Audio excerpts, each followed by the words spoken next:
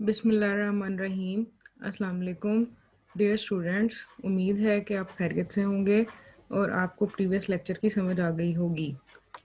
आज हम पढ़ेंगे चैप्टर नंबर 9 किंगडम प्लांटी, इसका नेक्स्ट पार्ट जिसमें अडेप्टेशन टू लैंड हैबिटेट आज हमारा टॉपिक है।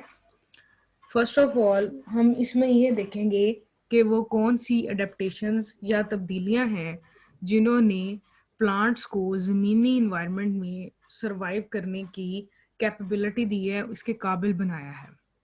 सबसे पहले वाटर कंजर्वेशन, पानी का बचाव।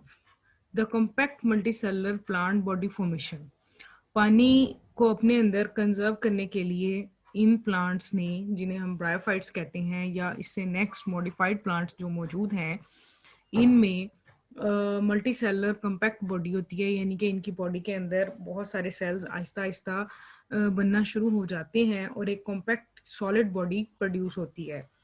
It helps in the conservation of water by reducing cell surface area exposed to dry land condition. ये पानी की कंजर्वेशन को पानी को कंजर्व करने में हेल्प करता है, सेल सरफेस एरिया को एक्सपोज कर देता है ड्राई लैंड इन्वायरमेंट कंडीशन में, उससे रिड्यूस करता है, यानी कि सेल का जो सरफेस एरिया होता है कॉम्पैक्ट होने की वजह से ये एक्सटर्नल इन्वायरमेंट को कम एक्सपोज होता है। And the presence of cuticle reduces water loss by evaporation, इनके ऊपर क्यूटिकल की लेयर होती है जो एपिडर्मस के बाहर मौजूद होती है और इस लेयर की वजह से पानी बहुत ज़्यादा एब्जॉर्ब नहीं हो पाता, लॉस नहीं हो पाता। जैसे कि हमने प्रीवियस लेक्चर्स में भी ये बात पढ़ी थी कि क्यूटिकल की लेयर वाटर एवेपोरेशन को कम कर देती है और वाटर को कंजर्व करने में हेल्प करती है। यहाँ पे हमारे पास एक डायग्राम है, हम इसे देख सकते हैं। एक प्लांट बॉडी हमें शो की गई है। इसमें सबसे पहले बाहर सेल्स मौजूद हैं जिन्हें हम एपिडर्मल सेल्स या फिर एपिडर्मस कहते हैं। इस डर्मस के बाहर क्यूटिकल की लेयर होती है जो हेल्प करती है रिड्यूस करने में एवेपोरेशन को। उसके अलावा इसमें कॉर्टेक्स या ग्राउंड सेल्स हैं। उसके बाद फिर एक अगेन एंडोडर्मिस होती है और उसमें वास्कुलर बंडल्स यानी कि जाइलम एंड फ्लोएम मौजूद होते हैं। तो इस तरीके से एक कॉम्पैक्ट बॉडी बनती है जो वाटर कंजर्वेशन में हेल्प करती है। Next, photosynthesis. इन प्लांट्स में फोटोसिंथेटिक टिश्यूज की डेवलपमेंट हो जाती है, स्पेशल चैम्बर्स बन जाते हैं जो कि कार्बन डाइऑक्साइड को एब्जॉर्ब करने में हेल्प करते हैं और पानी के लॉस को कम कर देते हैं, यानी पानी कम से कम लॉस होता है, लाइट ज़्यादा से ज़्यादा उसको एक्सपोजर मिलता है। यानी कि हम इसमें ये चीज़ कह सकते हैं कि हमारे इन प्लांट्स में फोटोसिंथेसिस करने की कैपेबिलिटी ज़्यादा होती है। इनके अंदर कुछ ऐसे चैम्बर्स मौजूद हैं जहां पर कार्बन डाइऑक्साइड को मैक्सिमम एब्जॉर्ब किया जा सकता है और वो चैम्बर्स इस तरीके से मॉडिफाइड किए गए हैं कि वहां से वाटर लॉस नहीं होता और लाइट भी उन चैम्बर्स के ज़रिए इनसाइड मूव कर सकती है। और जैसे ही लाइट मूव करती है तो इनमें फोटोसिंथेसिस का प्रोसेस होता है, जैसा कि हम यहाँ देख सकते हैं। Sunlight, carbon dioxide, water photosynthesis में यूज होते हैं और ग्लूकोज और oxygen at the end photosynthesis में बनते हैं। Water absorption.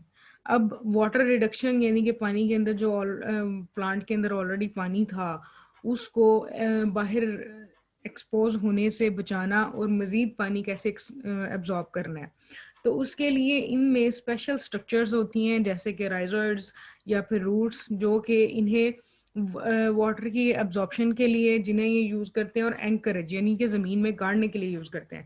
जैसा कि हम इस डायग्राम में देख सकते हैं कि यहाँ पर पानी जो है वो ज़मीन से एब्जॉर्ब किया जा रहा है थ्रू रूट्स। इसी तरह कुछ राइजोइड लाइक स्ट्रक्चर होती हैं, रूट लाइक स्ट्रक्चर्स बारीक बारीक होती हैं जिन्हें राइजोइड्स कहते हैं। ये वाटर को एब्जॉर्ब करती हैं, साथ ही साथ ये ज़मीन में प्लांट को एंकरेज करती हैं, यानी कि उसको गाढ़े रखती हैं, यहाँ पर उसको सेट कर देती हैं और फिर ये वाटर आगे जाकर यूज़ होगा इन द फोटोसिंथेसिस और शुगर्स बन जाएंगी। हेट्रोगेमी। हेट्रोगेमी इनमें एक और मॉडिफिकेशन है। हेट्रो का मतलब होता है डिफरेंट एंड गेमी फॉर गेमिट्स, कि इसमें डिफरेंट काइंड ऑफ गेमिट्स बनते हैं। Two types of gametes are present here. Non motile egg containing stored food and motile sperms. इससे पहले जितने भी प्लांट्स थे या एल्गी थी जिनसे हम कंसीडर करते हैं कि प्लांट्स इवॉल्व हुए हैं, उनमें एक ही तरह के गैमेट्स बनते हैं, उनमें स्पर्म और एग का कॉन्सेप्ट नहीं होता, एक ही तरह के गैमेट्स बन रहे होते हैं। लेकिन इन प्लांट्स में गैमेट्स और बनते हैं और दो तरह के बनते हैं। एक स्पर्म होता है जो साइज में छोटा होता है और मोटाइल होता है, जैसे हम यहाँ देख सकते हैं कि ये सेल एग सेल की निस्बत छोटा है और इसके साथ दो फ्लैजिला मौजूद हैं, बाइफ्लैजिलेटेड है। ये मोटाइल स्पर्म्स हैं और ये इनकी तादाद ज़्यादा होती है। और इसके अलावा एग प्रोड्यूस होता है जो कि एक लार्ज सेल होता है और इसमें बहुत सारा फूड ऐड किया जाता है फॉर द फर्दर प्रोसेसेस। और इस ये दोनों ही हैप्लॉइड होते हैं, यानी कि इनका अंदर हाफ नंबर ऑफ क्रोमोसोम्स होती हैं। Chromosomes are not present in the form of pairs. यहाँ पे क्रोमोसोम पेयर की फॉर्म में मौजूद नहीं है, बल्कि सिंगल सिंगल क्रोमोसोम यहाँ पर मौजूद है। फिर गैमेट्स प्रोड्यूस कहाँ होते हैं? The gametes are produced and protected by special sex organs antheridia and archegonia. अब एक तो दो तरह के गैमेट्स पैदा होते हैं और वो दोनों तरह के गैमेट्स ही स्पेशल सेक्स ऑर्गन्स के अंदर प्रोटेक्ट किए जाते हैं और वहीं पे ही इनको प्रोड्यूस भी करते हैं और वहीं पे ही इनको प्रोटेक्ट किया जाता है। और ये माहौल से ज़्यादा अच्छे तरीके से यहाँ पर प्रोटेक्ट हो सकते हैं, यानी कि इन्वायरमेंटल चेंजेस इनको इफेक्ट नहीं कर पाती यहाँ पर। एंथेरिडिया मेल सेक्स ऑर्गन्स होता है, जैसे कि हम पहले पढ़ चुके हैं, और आर्चिगोनियम फीमेल सेक्स ऑर्गन है। यहाँ पे हमारे पास एंथेरिडिया को दिखाया गया है। इसमें एक बेजल स्टॉक होती है, यानी कि नीचे से जहाँ पर प्लांट के साथ अटैच होगा वो बेजल स्टॉक या बेस पे मौजूद होगी। उसके ऊपर एक जैकेट होगी स्टेराइल सेल्स की। स्टेराइल सेल्स वो सेल्स जो रिप्रोडक्शन में पार्टिसिपेट नहीं करते। जैकेट कवरिंग, यहाँ पर स्टेराइल जैकेट यानी कि एक स्टेराइल कवरिंग मौजूद है जो कि इन सेल्स को प्रोटेक्ट करती है, स्पर्मेटिड्स को या गैमेट्स को प्रोटेक्ट करती है। इसी तरह हमारे पास आर्चिगोनियम मौजूद है। आर्चिगोनियम की बाहर वाला जो एक पोर्शन हमें नजर आ रहा है ये जैकेट है। इसके नीचे भी एक स्टॉक मौजूद है, स्टॉक के जरिए ये अटैच है विद द प्लांट। इसके अलावा इसमें तीन पार्ट हैं, एक बेजल स्वॉलन पोर्शन जिसे हम वेंटर कहते हैं, और उसके ऊपर नेक वाला पोर्शन जो कि थोड़ा सा नैरो होता जाता है। अब वेंटर में एग सेल होता है और नेक केनाल में नेक सेल्स होते हैं, नेक केनाल सेल्स होते हैं। और ये हम पहले भी ब्रायोफाइट्स में डिस्कस कर चुके हैं कि एंथ्रीडियम और आर्चिगोनियम के अंदर एंथीरोजॉइड जिन्हें हम स्पर्म कहते हैं या स्पर्मेटिड्स जिन्हें स्पर्म्स कहा जाता है, और आर्चिगोनिया के अंदर एग सेल बनता है। Embryo, the embryo is multi cellular. इनमें एम्ब्रियो जो है ये मल्टी सेलुलर होता है। सबसे पहले हम एम्ब्रियो को दोबारा डिफाइन कर लेते हैं कि एम्ब्रियो क्या है।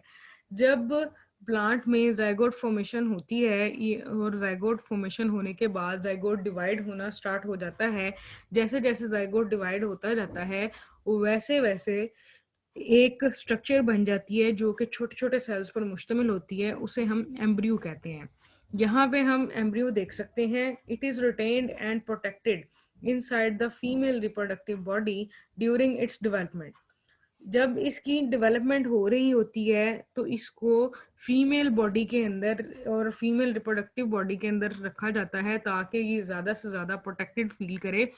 जैसा हम यहाँ पर देख सकते हैं कि ये एम्ब्रियो मौजूद है, इसके साथ स्टोर फूड है और बाहर सीड कोट है।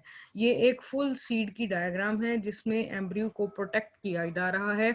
इसी तरह यहाँ पर भी ये चीज़ एम्ब्रियो को रिप्रेजेंट कर रही है। फिर अडेप्टेशन टू लैंड हैबिटेट में एक चीज़ ये भी है कि इनके अंदर अल्टरनेशन ऑफ जनरेशन पाई जाती है। अल्टरेशन तब्दीली को कहते हैं और जनरेशन जनरेशन को जनरेशन की तब्दीली इनमें मौजूद है।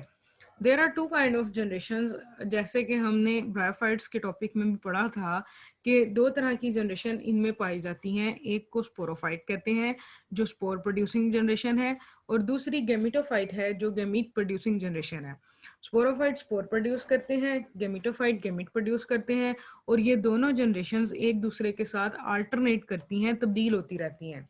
स्पोरोफाइट गेमिटोफाइट में तब्दील हो जाता है, फिर गेमिटोफाइट से स्पोरोफाइट बनेगा और फिर अगेन स्पोरोफाइट से गेमिटोफाइट बनेगा। जैसा कि हम इस डायग्राम में देख सकते हैं कि हमारे पास सबसे पहले एक गेमिटोफाइट प्लांट है जो कि हैप्लॉइड है, यानी कि इसके अंदर half number of chromosomes are present, एक सिंगल कॉपी मौजूद है, उनकी डबल कॉपी नहीं है। इन गेमिटोफाइट्स में गेमिट्स बनते हैं जो कि दो तरह के हैं, स्पर्म्स भी हैं और एग्स भी हैं। अब ये दोनों गैमीट्स आपस में फ्यूज हो जाते हैं और ये भी हैप्लॉइड ही होते हैं। हैप्लॉइड से मुराद ये है कि इनमें half number of chromosomes are present, यानी कि सिंगल कॉपी है, डबल कॉपी की फॉर्म में नहीं है। जब ये दोनों फ्यूज होंगे तो ये फर्टिलाइजेशन के बाद जाइगोट बना देंगे जो डिप्लॉयड होगा। अब जाइगोट डिप्लॉयड इसलिए है कि एक सेल यहाँ से एक सेट ऑफ क्रोमोसोम आया और एक सेट ऑफ क्रोमोसोम इस दूसरे गैमीट का था। जब ये दोनों फ्यूज हुए तो यहाँ पर दो सेट ऑफ क्रोमोसोम मौजूद होंगे, जिसे हम कहेंगे कि ये अब डिप्लॉयड कंडीशन क्रिएट हो गई है। जाइगोट एक सिंगल सेल होता है जो स्पर्म और एग की फ्यूजन के बाद बनता है। जाइगोट एक से ज्यादा सेल्स पर मुश्तमिल नहीं होता। एग और स्पर्म इसमें टोटली मिक्स हो चुके होते हैं और जाइगोट सिंगल सेल होता है। जाइगोट डिप्लॉयड है, जाइगोट में फिर डिवीजन्स होंगी और यहाँ पर एक स्टेज आएगी जिसे हम एम्ब्रियो कहेंगे। एम्ब्रियो के बाद स्पोरोफाइट बन जाएगा, स्पोरोफाइट भी 2n होगा। अब स्पोरोफाइट के बाद जैसे ही ये मेच्योर हो जाएगा तो स्पोरोफाइट पे स्पोर्स लगेंगे और ये स्पोर